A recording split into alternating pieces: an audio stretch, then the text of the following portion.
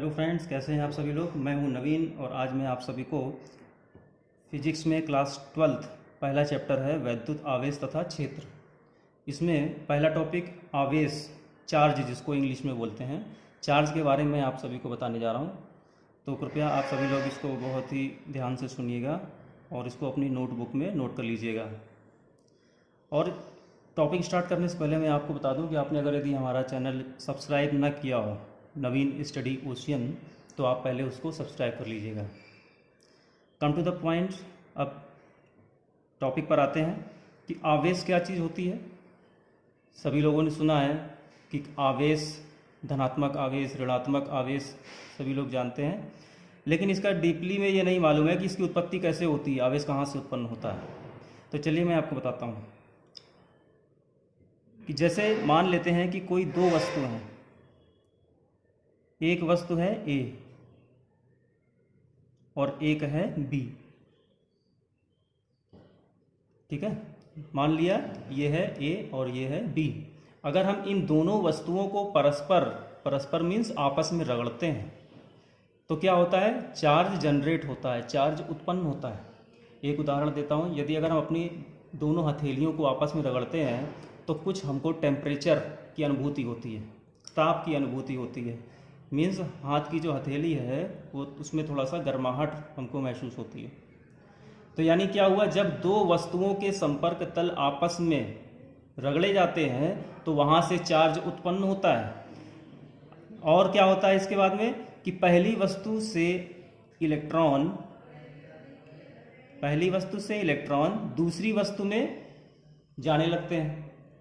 जिस वस्तु से इलेक्ट्रॉन निकलते हैं, ठीक है, मान लिया जैसे ए से बी पर इलेक्ट्रॉन आ गए तो इस पर प्लस आवेश आ जाएगा और जिस पर पहुंच रहे हैं उस पर माइनस आवेश आ जाता है। तो इस प्रकार से हम कह सकते हैं कि आवेश क्या चीज़ है कि जब परस्पर, सुन लीजिएगा इसको ध्यान से, कि मैं लिख करके दिखा देता हूं आपको। जब परस्पर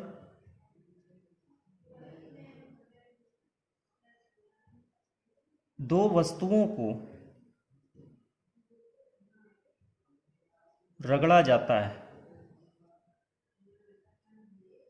तो आवेश उत्पन्न होता है।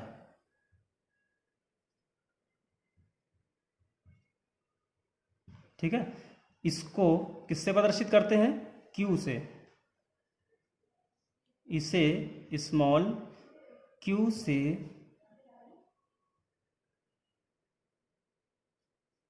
प्रदर्शित करते हैं, ठीक है। और इसका मात्रक होता है कूलाम।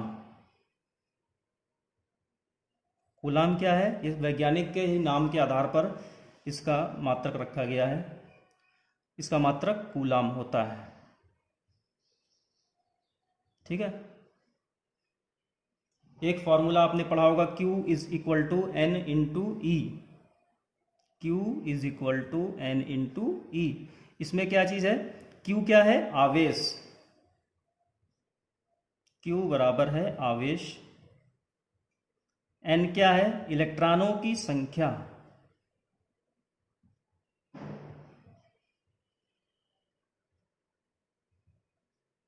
E क्या है, इलेक्ट्रॉन।